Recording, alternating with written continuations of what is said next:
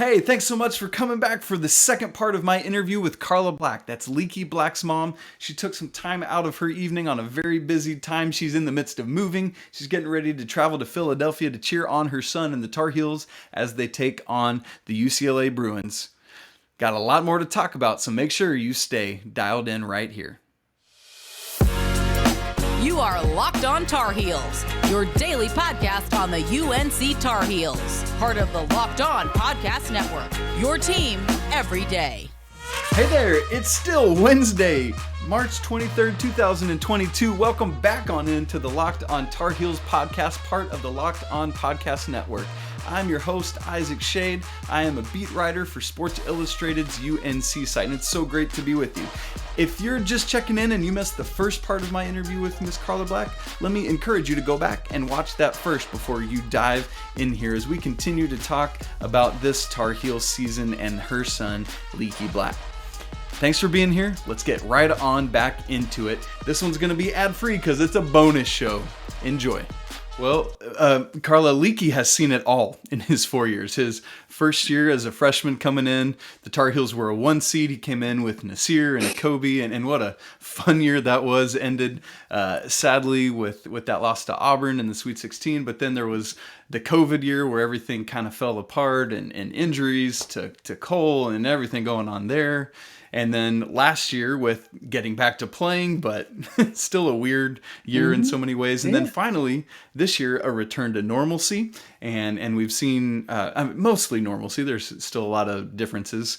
But what would you say all those varied experiences, how will that help Leaky in life, whether that's playing basketball or just as he goes through his professional life? Well, I've always felt like the rough parts or the rough patches, so to speak. And as a mother, where he's still hurt, but people don't see that. They don't care about that. This is Carolina basketball. So you kind of have to suck that up and get out there and do the best you can, which he did, where I feel like he did. And whether people feel like he did or not, I didn't really care. I knew that he was giving everything he had. I knew that. His family knows that. But the timing of when he came in and the time he spent since he's been there up until this year, I feel like all of those peaks and valleys have developed his character, have helped him to understand that, what is that? It's a Lou host that said, you're not as good as they say you are, or something to that effect, and you're never as bad as they say you are. This whole experience has given him such great perspective. Like, don't listen to any of it. He shared with me, he said, Mama, people are saying, come back for your COVID year or whatever. And he said, they don't know. I can scroll up and see where 2 years ago, that's not what they said to me. And he said, I was like, hey, you got those receipts, don't you? So, but the fact that he could tell me about it and kind of chuckle like, I know this is what they will say now, and I know that next week it could be something different. And I think he's grown to understand it. Don't believe the hype. Don't listen to the hype. Stay focused. Keep your nose to the ground and keep working. And I think in life we kind of have to not be so mesmerized and or attracted to that spotlight. This generation of basketball players, I mean, it spans far and wide, and it's brighter, and it's 24 hours in a day with social media. And it's very easy to succumb to just the satisfaction you get when things are going well. And if you don't know how to handle it right, it could break you. It could break your spirit. And I worried about that for him in the rough parts. I really did. I went from the happiest mama in the world to a couple parts of those last 2 years to nuck if you buck. Because if you mess with one of my kids, I hope my boss is not watching this at some point. But I think any mother's like, I've said it all along, we're the keepers of the soul. Garrison's mom and I are kindred spirits because we do what we need to do for our own. And that sometimes means our extended family. But don't mess with kids. You just don't do that. So just watching him from a distance, letting him make sense of it and grow through it, I think has served him well. he has great perspective and he's not bitter. And I don't know if I would be able to say that about myself if it were me. Yeah, I don't think I could either, quite frankly. So why is it that you think that this year, from my observations, things I hear and read, because I have to read all the social media stuff. That's my job. So I'm glad you don't have to. But why is it that finally now in his senior year, people are really starting to appreciate everything Leaky does, from the lockdown defense to filling out the stat sheet to being one of the most efficient 3-point shooters on the team now? Why has that change happened? Well, I think because we have perhaps some pieces that have all come together at the same time that maybe we've had some parts of during these last couple of years. And it's kind of like this puzzle. It's like it fit here and it worked here. And then maybe your gifts and talents and what you bring in this group, maybe you can't use it that way. Maybe it doesn't fit to make this happen. And I feel like it's the combination of everything, because it's definitely 5 individuals out there playing. And not that I'm not saying any kid is greater or better than anyone else. I think they all brought to the table what they had.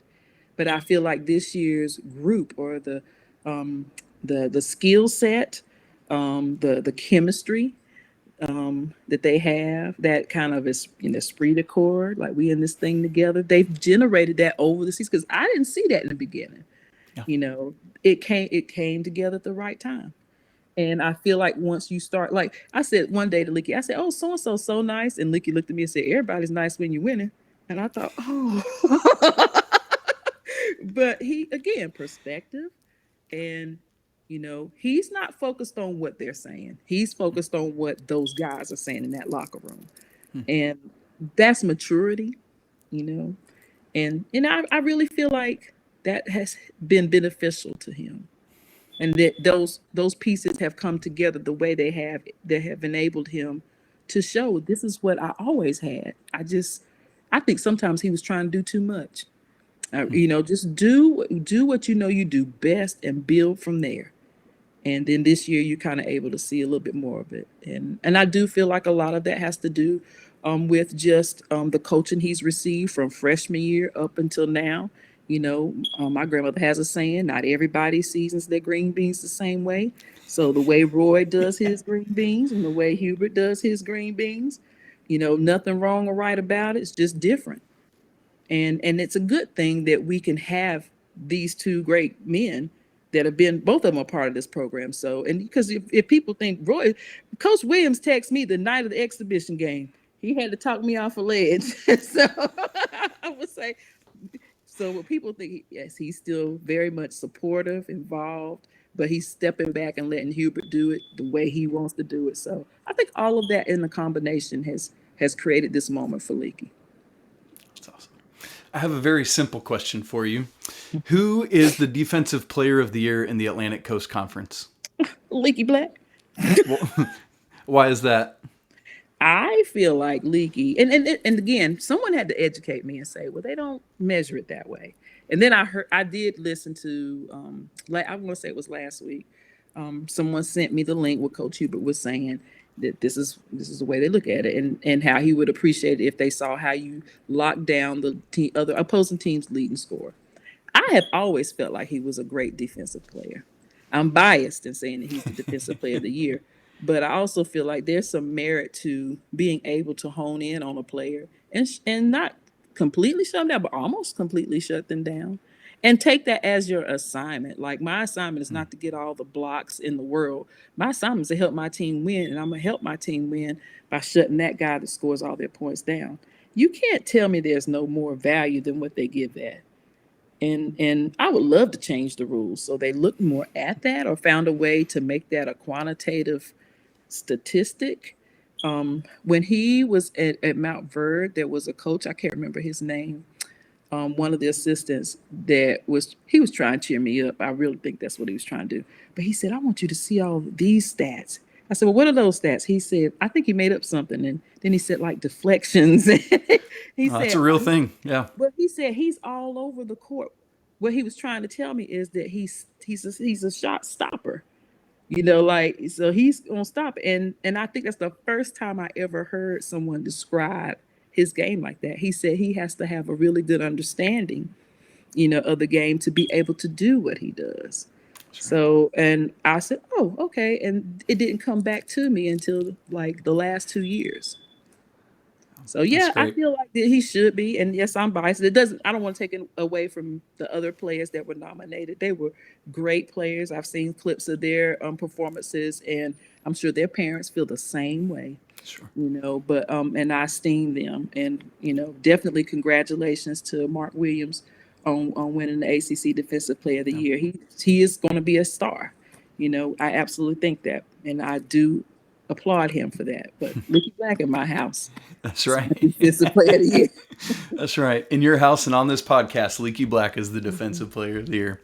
Well, one of my favorite moments of this entire year was during the regular season, the Tar Heels traveled down to Clemson, South Carolina, and I actually happened to be at home during that game, and I'm watching the broadcast, and I just start hearing this woman just cheering her lungs out, cheering on the Tar Heels, and I happened to see a shot right behind the commentators, and I said, you know what? That's Carla Black right there. And so you just happened to be positioned right where the TV microphones were, picking you up as a big part of the crowd. And I know you've heard this stories, but I'm guessing you didn't realize that was happening in real time, or I don't know. What's the story? Did people text you? How did you find out about all that? Well, my best friend, that's Leaky's godmother, she came down. Well, she lives in Columbia. So we had plans. I was going to drive to Clemson after work, come to her house, go to the game. Go to Columbia, go to the game. And in the midst of that, I had done something with my charger, and it wasn't working. So my phone was like in the red or whatever. Because I usually text or something, or somebody will say, I saw you, whatever. And I always check with my family because I'm on the road by myself until I get to her. We get there, and right when the game tips off, we always cheer. But we had no idea that the lady in front of us had a hot mic. So and I'm not the only parent that cheers. I like to bring some other names. I throw some other names in there if I'm going down. But it was me and my friend that night. But all the other parents do it. They may not be as loud, but we all shout, we all cheer. And I remember I want to say we came off of a really tough loss before that game. And I said, I'd be doggone if I'm gonna come all the way down here tired on one little look on my battery, and I got to get up and go to work in the morning. And I did. I had to get up at like 4 something that next morning to drive back to work. Y'all gonna win this game. Yeah, that was. I was just looking. That was right after the home game against Duke. So yeah, that was coming off a loss for sure. See, I had to put that out of my mind. You see that? See what I did? That's how you stay alive. Isaac, he just let it go, like the movie Frozen, let it go. But I remember thinking, we taking this one back, and we just started cheering. We said we're gonna remind, and not that they don't listen to us. It was more therapy for us. We were like, we're gonna get this win and going back home. But I just remember thinking that. So anyway, long story short, we didn't know it. My phone died when Leaky and we were so happy. We went out to the bus. I got to hug Coach Davis's neck, got to hug Justin McCoy, and I want to say DeMarco, a couple other players. When Leaky came out, he was holding his phone like this, and he said, bruh. And I said, what? And he said, bruh, you was literally viral, Mom. I said, what? Because I'm thinking, what happened? And then he told us. We had no idea. It's so good. And he was mad. He put a gag order on us that next game, and he was warming up. He looked up there like, sit down. Yeah, he was mad. He was 38 hot on that one. That's great. What a great story. That's just, that moment just stands out as one of the highlights of this regular season. We did just talk about the loss to Duke. I don't know if you're aware, there was another game at Duke. There was a game at Duke this season that Carolina played in. There was something else going on that night, but apparently Carolina actually played in that basketball game as well. I don't know if you were aware that actually happened, but it did. I think I vaguely remember. Yeah. Anyway, you were there that night. Just take us inside Cameron Indoor Stadium. What was the experience? Just the whole night. Talk to us about it. Well, Where do I start? So the last time we had been to Cameron, I distinctly remember that they don't allow us in as early as they do in the Dean Smith Center. So it's kind of like, nope, you can go in an hour before. And then when you get there, they're going to send you to 2 or 3 different lines. Like, no, this might say will call, but it's not your will call. Go to the next one. So something like that happens every time. And it's okay because it's Duke. I'm like, okay, we feel the same way about you guys when you come there, whatever. And we get in, and it's like an extra heightened level of pomp and circumstance, just stuff like I think Coach Hubert described as the fanfare, and can I say, some people will get mad at me, rightfully so. Coach's last home game, but you acknowledge that for about 3 seconds, and then it's Carolina basketball. And my hope and my belief was they're going to play this time, because I did not think they were going to get out there.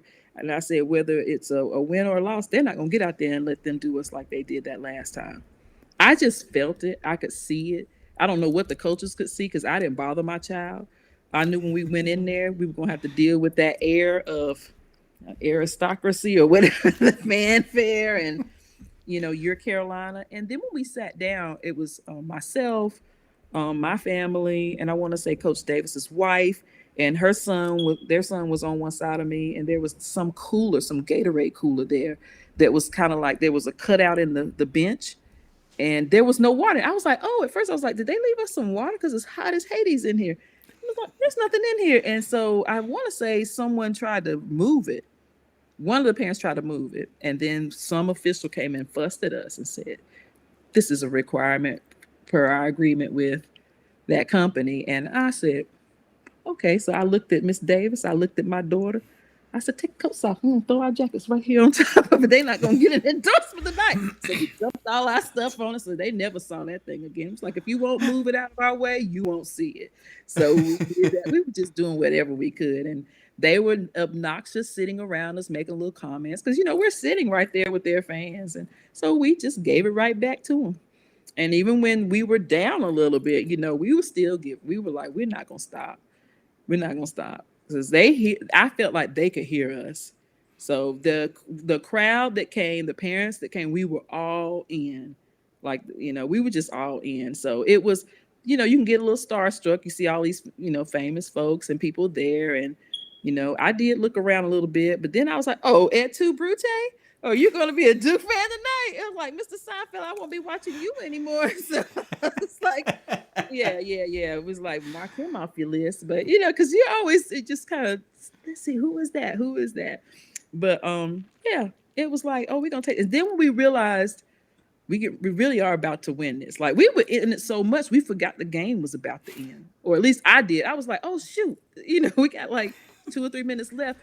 And I remember catching the look on Hoots' face, and it was almost like he was looking over like, we're gonna have to hurry up and get out of here. It's like, Hoots is like all over the place. And I remember thinking, we're gonna win this and they're gonna have a fit.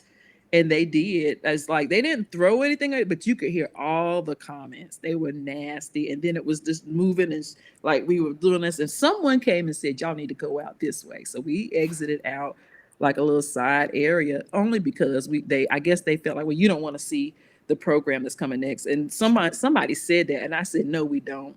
And then we left. We went out to the lobby. But it was so much fun because I wouldn't say we were arrogant about it. I think the boys were, and we were like, they played that game. We were back up. So we did our jobs, and we were like, our work is done here. And so we walked out the side door. But it was a great atmosphere, but you could tell we were so much in the minority. But I also felt like all the Carolina fans watching, when I did go back and look at some things that were said after that night. You could tell everybody was just they didn't give up on us. And, there were a couple of people like, we're going to lose again. And I just don't have any faith in this team. And they were in few numbers. People were encouraging our kids to play. Get out there and play. Some of them, I'm not hopeful. And, I remember hearing the guys talking a little bit, the ones that were able to come out. They didn't care what anybody said. They were just like, well, we bet on ourselves. So I don't know I couldn't tell you this day what they talked about, but I remember telling my son that I was proud of him. I said, I don't know what y'all did in that locker room to get up for that. I said, that needs to happen. And then, we've had a loss since then. I'm like, do I need to go in the locker room? What's going on in there? But for that night, it was the best feeling in the world because it was vindication. It was historic. It was for all the Carolina fans forever and amen. Next chapter, so it was a great feeling. And to be a part of that history, oh my gosh, that's great. That was a great feeling. All right. Today on Locked On Tar Heels, we are joined by Miss Carla Black, the mother of North Carolina senior guard and forward Leaky Black. And man, now we need to get into just what's happened in the past several days. We've talked about Leaky the person. We've talked about the regular season. We're going to just skip on by the ACC tournament. It's whatever. And move on into Selection Sunday and then the NCAA tournament. So Selection Sunday, we're assuming the Tar Heels are in, but man, it took a while. It was into that last bracket before they showed where Carolina would be going. And so what are you thinking as you watch that unfold? That I need to figure out who I'm going to write or call if they don't. Because at that point, I was so sick of the bubble talk. I was so sick of it. And and if I felt like that, and I don't even read half the stuff out there, I'm sure they were. But they, at that point, I felt like had earned it.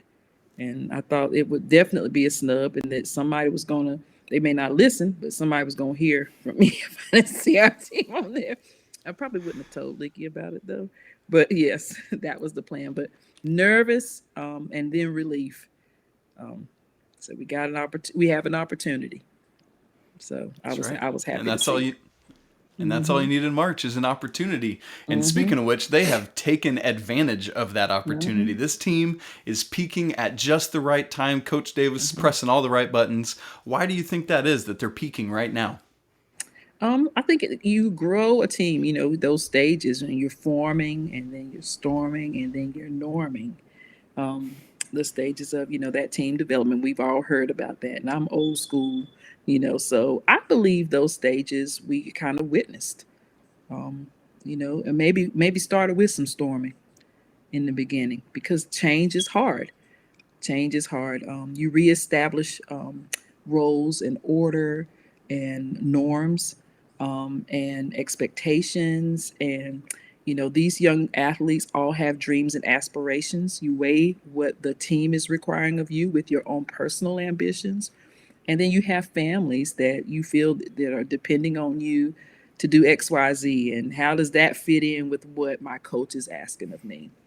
And just getting used to all the newness of it. I think it took them a minute to generate that chemistry. And once they had a little bit of that, because I think one of my favorite memories of Leaky's freshman year, I think, is all the stuff they did with them over the summer. And that had nothing to do with the ball in the basket. Like going to the movies and just, bonding together. And, at that time I was a big, which I'm still a big Luke May fan, but I was like, he gets to hang out with Luke May, Lord. So I was so happy, and then I got to meet his mama, so, they're good people, but I think that helps people feel like, we are in this together. We are doing this together and we're only going to get to do this together.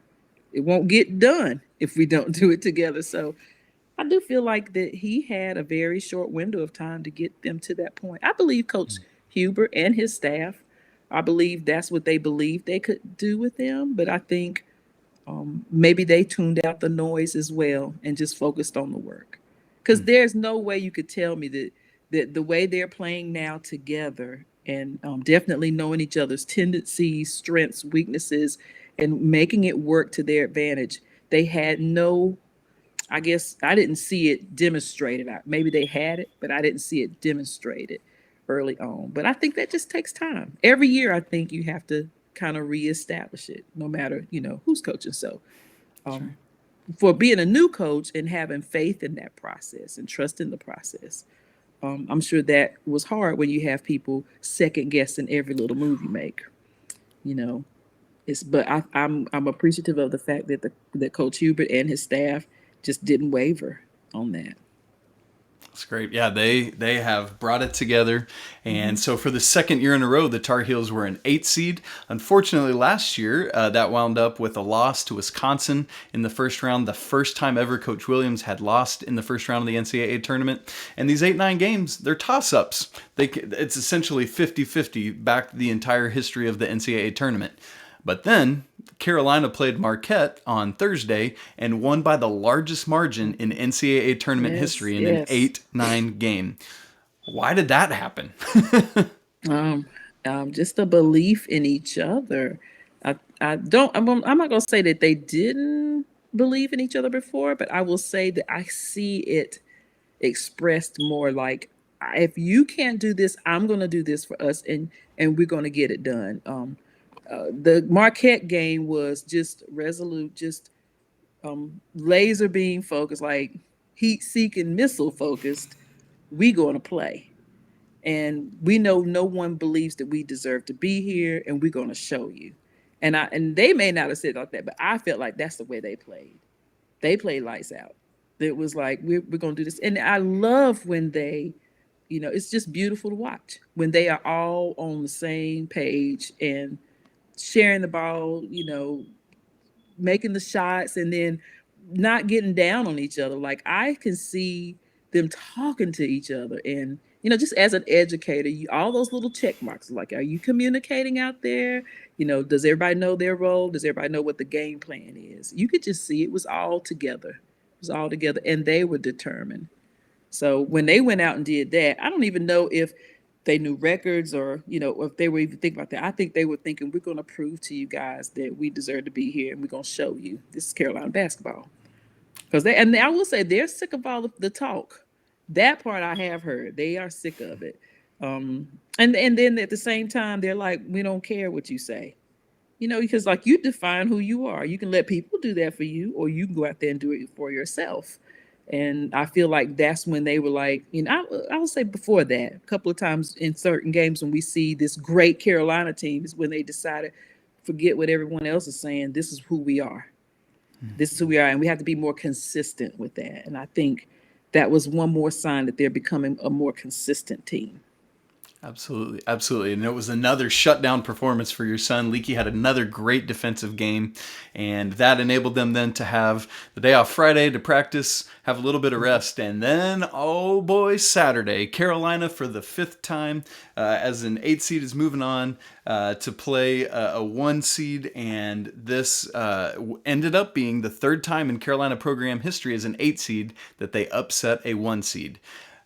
Miss Carla, for me, it was the most stressful, insane, crazy live sporting event I have ever experienced in my life. So bring me into your world. Let me see this game through your eyes. Just talk me through Saturday against Baylor. Oh, well, the emotions I went through were, of course, anticipation and, jitters. I was just locked in, focused, playing my cheerleader role along with all the other moms. I think I sat with Caleb's mom and with Brady's family. So we were all doing our cheerleading part. And then at the second half, it was, let me figure out which family member can bail me out of jail, because that's probably going to happen at some point tonight, because you can't they never show the other team's fans when it's our people, like they're right there across from us, talking at us. And we're trying to watch the game, and we were outnumbered, like that whole stadium. You saw some light blue, but not a lot.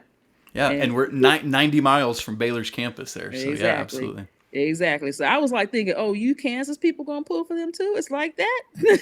So we were in the minority, but I was like, yeah, who has bail money? And then after that, it was okay. Is there EMS outside of the steps? It was like, somebody gonna have to come and check my heart for these palpitations. But and then relief, of course, like everybody else, and joy.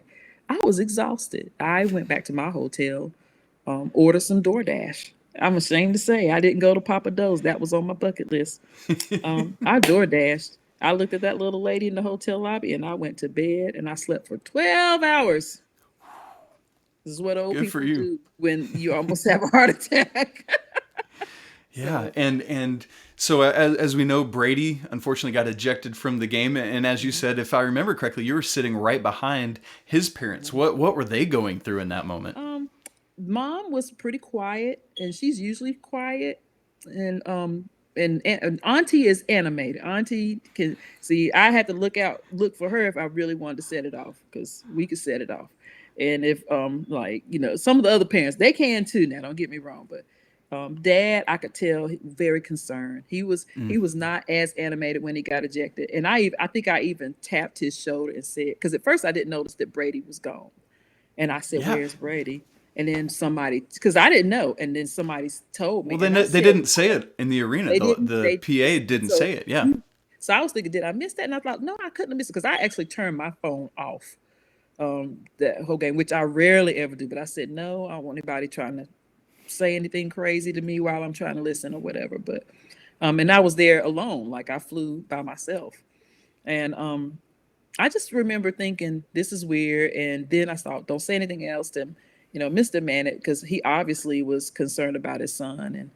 And so I just put my hand on his shoulder, and then mom's or whatever. But Caleb's mom and I made sure they could hear us. But Caleb's mom, really, she was it was chippy and choppy, and they were nasty. They were nasty, and very much aware of the fact that they had come back and they were about to beat us. Like, you're not gonna beat Baylor today. And we just the look on my face was that of concern, like, what are we doing? And then when we lost Caleb, we had lost Caleb, and we had lost Brady, and he had subbed in Dontrez hit that 3. I felt, I'm not gonna say I said, oh, we got this, but I said, we're gonna be fine. Because it was almost like you have to squelch the opposing team's confidence to an extent and then play your game. And that was his way of saying, okay, shut up. We're getting ready to do this. Watch what we do. And they did it, and they did it the way that they all could do it. Like, they had, again, different skills, different talents, a different approach, but they got it done. Yeah. And that 3 was huge. That 3 said, okay, sit down, be quiet. We still playing. This is overtime, but we got this. And right. I could have been more proud of him, Justin, everybody, especially RJ, and Mondo, because relentless. Like, this is what a warrior would do if you went out in the battle. Like, if we going down, we're going down together. We're going down swinging. And I felt like that, and I felt like I could see Leaky being Leaky, like doing whatever he had to do. I saw him talking to his teammates. Yes. and being a very cerebral player, because I feel like that's his thing. He's very smart with the game, and like, people think they can get under his skin, but in like, maybe he's not afraid of anybody. He just doesn't think you're worth the time and energy to say anything back to. He really doesn't care. And I really feel like that tough skin, that's one of the good things that's come out of these 4 years. It's like, you learn, don't pay any attention. He told me one time, he said, Mama, we all talk junk on the court. Everybody does. He said, you just don't always see it. He said, but that's just part of it. Like, okay, and that's all you got, So he knew his assignment. And if you would have talked to him about, any of the players he's ever guarded, he would esteem them, like they're really good. And I had to learn, what they do. I had to study. I had to look at them and figure out how I was going to respond. So he's like, more like, this is a job. We got to get it done. So I feel like they just put it together in a different way and made it happen. They did. They got that job done. It was crazy. And as you said, there the end of regulation there was all that momentum in Baylor's favor. I'm right with you. I thought Dontrez's 3 just really set the tone for overtime, and that was great. And Leaky, clearly, as you said, showed so much great leadership as of the starters. It's just he and RJ and Mondo out there. And Leaky had to return to a lot of things he had done earlier in his career, where he had to handle the ball more. And so with Caleb out, That was great. And as you said, the Tar Heels did end up winning and are moving on now to Philadelphia, where they will play UCLA Friday night. So I'm assuming you're going. What are your plans? What's you've got a lot going on in your world right now. Yes. Well, we're going to be working on the house tomorrow and then getting it ready to vacate and Thursday moving. My family and I are going to be heading out about 5 o'clock Friday morning. My son-in-law's father has a retirement party Saturday night. So there's a good chance we'll be back in North Carolina Saturday night and then back Sunday. So I feel like we have plans to do that because we're gonna ride this thing all the way out, and that's just the way we do it. But I'm excited. I'm gonna try to get some sleep in between there. I talked with my boss this morning, and he is fully aware. Actually, he walked around with a video of me from the Baylor game, and he's actually from Philly. So he was like, "Whoa, I saw this," and I'm like, "Right?" Like, right? But great. and of course, gave a shout out to my son, and we have another student like Wendell is from our hometown. That's right. So gave a shout out to both of them in front of, we had a principals meeting today. I think I mentioned that to you. And it just feels good to be in this position to support, even the tough losses, the tough patches of the season, you're still grateful. Like you are in a place where you get to play for the school, like Dontrez said, of my dreams. I loved what he said about, because people want to say, well, you should be doing this. And everybody has an opinion about it. But Dontrez knows what Dontrez wants to do. His family's got him. And he said, I'm exactly where I want to be. And, I feel like that young man is already very grounded and is very sure of where he is and what he's doing. So I am grateful for this moment. Like, we don't look too far ahead. We're right here. We're in this right now. All of us Carolina fans, we're in it with them. That makes me feel good. Like, there are people I'm connected to on social media that are positive people. I know the other ones are out there, but what will happen is I'll say something and then my boss will be calling me for a different reason. So we're not gonna do that. So I just feel like kids in general need us to be their biggest cheerleaders. All of them do. These young men have proven throughout all types of adversity, the loss of, one of their teammates that's not, that didn't come back, and I mean, everybody talks about, we could have had this person, we could have had that person. And you know what? We had each other. They're going to look back and say, we got through it and played the game the way they wanted to play it. And I mean, who can be upset with that? So I'm excited about the weekend. I am. And I'm going to probably be exhausted when I come back, but it's going to be worth it. That's right. Very good. Well, that will be Friday night. The women who are also in the Sweet 16 will play earlier on Friday night, and then followed by the men. Great opportunity. Dial in for both of those games. One of 3 schools in the country who have both their men's and women's team in the Sweet 16, along with Iowa State and Michigan. And so that's going to be great on Friday night. So wonderful. Right? It's awesome. Coach Banghart and her crew, they're doing a great job. They looked fantastic last night. Went into Arizona, knocked them out. It was great. Knocked them out. Boy. I said last night. It was... Yeah. Oh, yeah. They had that game. So, Ms. Carla, one final question for you. I know we're kind of coming to the end of Leaky's career here. There's a possibility he could return next year. That's a conversation for another day when this is all said and done, because we're focused on this right now. But when this special run ends, regardless of when that is, what will you think about as a mother, as a basketball fan, whatever it is, when you look back on Leaky Black's college career? I want to say, I'm going to quote Leaky's dad from his senior night video when he said, you played the game the right way and you use basketball to get an education. And, you didn't let basketball use you. And, people can look at that any kind of way they want, but that to us means those gifts and talents that God has given you. Okay.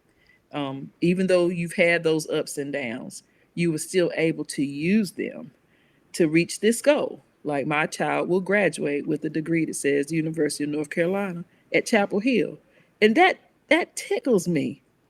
Somebody in my family is going to graduate from Chapel Hill. I am not just grateful, I'm just over the moon happy for him.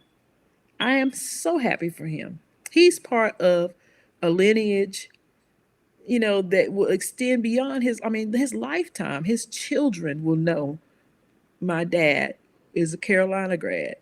His this is, I love and appreciate my college degrees. I will do it all over again, attend Winston-Salem State University. And I love my alma mater. But I will tell you, my son that I never thought would be attending the University of North Carolina Chapel Hill is going to graduate with a degree. That is the most important thing to me. And then also the fact that I know that whatever happens after that, he's going to be fine. It's going to be what he wants it to be. We don't have to tell him. He's learned how to think for himself. We try to teach him to think, not tell him what to think. And I think he's grown up enough to be able to do that. He loves Carolina. Like I said, one of the things I admire most about him is he's not become a bitter or angry or resentful kid, or, I don't like it here anymore because, people are not saying what I want to hear. He is very much aware that that's not life, but you appreciate those good moments, those good times, and the blessings that come along with it. And graduation is a huge one. And then look at the friendships and the coaches that you've connected with and the people. They're random people. We don't know their names, but we know that Leaky's going to give him a big bear hug when he sees them because this lady's always standing out here.